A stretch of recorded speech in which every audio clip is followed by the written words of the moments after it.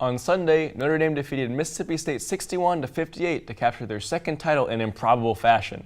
Sunday's game capped off what may have been the most exciting and entertaining women's Final Four ever, with 2 overtime games and 2 buzzer beaters from the Irish's Arike Ogunbowale. I'm joined at the desk by Drew Gentry and Will Burns to break down an absolutely incredible tournament. So guys, on one hand, you had another upset of UConn, but on the other hand, all 4 #1 seeds made the Final Four. Will, does this contribute to the growth of the women's game, or kind of that lack of parity, does that kind of hurt it? Well, yes, all 4 1 seeds did make the Final Four, but I think this is fantastic for the women's game. You had both games go to overtime, which is amazing. People love overtime games.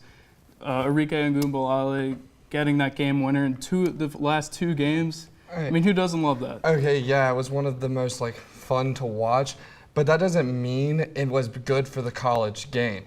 Impressive is not the best way to experience a game. Doesn't mean it's good for the game. If you look at the men's side of the brackets, upsets happen all the time. I don't remember a time that 4 #1s have been in since I've been around watching college basketball. And you love to hear the Cinderella stories, the NC States, the Villanovas. And when UConn fell last year, we were all like, awesome, UConn finally lost and somebody else is going to win. But Mississippi State got there 2 years in a row and fell down twice. And all 4 #1 seeds, how is that good if there's no underdogs getting into the mix? Well, if you're going to bring up the men's basketball, I'd say the women's Final Four was much better than the men's. So yes, Loyola Chicago and Michigan was a good game, but the final game, Villanova and Michigan, wasn't a very good game. That was a blowout the entire way. But you love the Cinderella stories. The plots that an 11 seed can get into the Final Four is something that you always are going to remember. But if it's all 4 #1s, you're like, oh yeah, or it's just top 2 seeds. The women's side hasn't even had a below a top 3 seed ever win. And you got to think, if you want to even out the balance and maybe draw more attention to the games, lower seeds are what you're going to want to see in those Final Fours. Well, I wouldn't even say there's necessarily a lack of parity in women's. Like I said, I mean, UConn, everyone's expecting. So I think we're quick to attribute Cinderella status to anyone not UConn, but certainly 2 buzzer beaters adding to the entertainment value. Drew, so Notre Dame had more ACL tears and losses in the tournament. They knocked off 2 Final Four teams, only 1 loss between them, and obviously those 2 incredible last-second shots. Has there been a more impressive tournament run than Notre Dame did? Of course there has been. Because, like I was trying to say, impressive is not the same thing as thrilling. You can have a thrilling Final Four, a thrilling final championship game, but it's not the same thing as an impressive run. They were a 1 seed coming into the tournament. How is that an impressive run? You're supposed to be in the Final Four. Well, it's based on what they were dealing with. There were 4 ACL tears on Notre Dame, and this wasn't just their bench players. But they're still a 1 seed. But for it, not only that, also a broken nose. They dealt with broken ankles, black eyes. They were dealing with everything, and these were their star players too.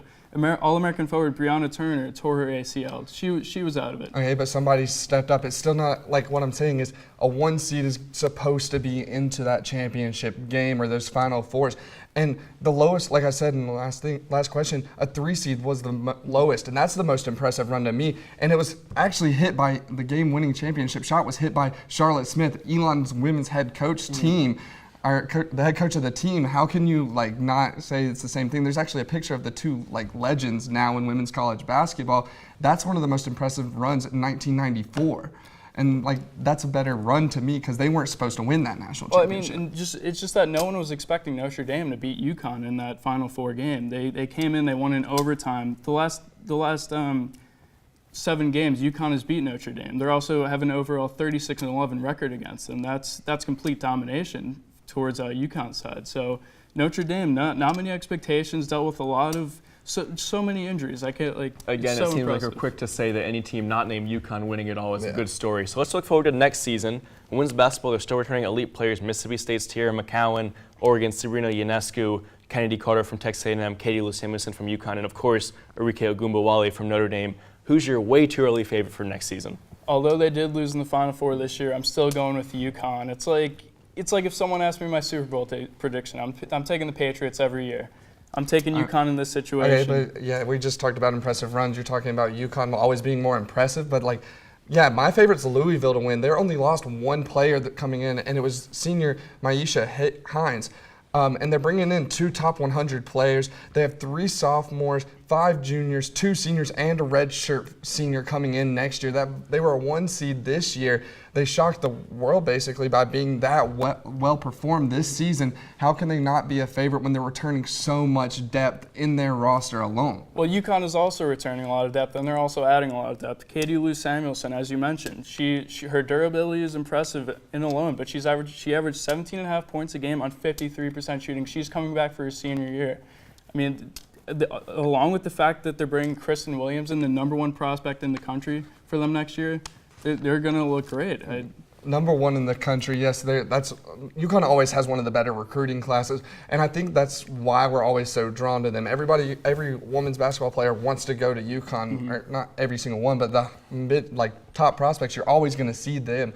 The ones that sneak under the radar that build a lower 1 seed are always like Louisville's and the Mississippi States that have now built like a dynasty almost, trying to take down UConn, and they've done it 2 years in a row. Seems like we're setting up for an interesting follow-up next season. But it's a truly mad March has come to an end. But while we shed a tear for the end of college basketball season, we rejoice for the start of baseball season. When we return, Andrew sits down to discuss the opening week of our national pastime.